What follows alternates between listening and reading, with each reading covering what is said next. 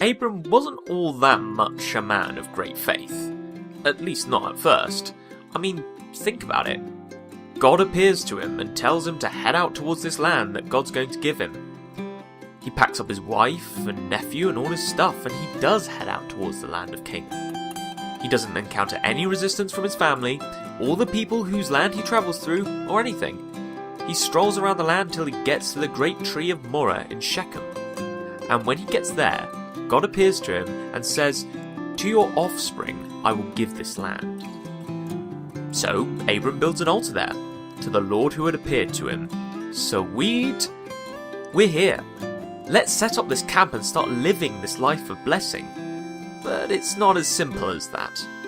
Turns out there's a famine in the land. So what does our man of faith, Abram, do? Does he tell his family, God brought us here, and he can sustain us here. Our faith is in him? Does he say, God gave us this land and promised it to our descendants, so we're going to stick this through?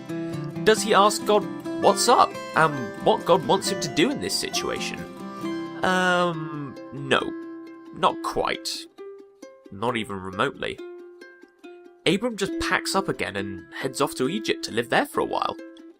He walks off and leaves the land, leaves the altar, leaves everything they came for.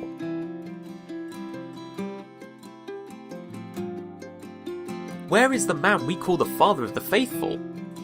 Well, he's still there. He's just still in process. He's acting in faith on what he knew clearly. He just got a little confused when it didn't seem to be working out like he expected. Spoiler alert, this is going to happen over and over again as we watch Abram's life. It's how Abram learns faith, and it's how God teaches him faith. Just look at how God responds to him traipsing off to Egypt. He doesn't berate Abram for walking away when it got hard. He takes care of him through some shenanigans in Egypt, and then brings him back after a detour through Egypt.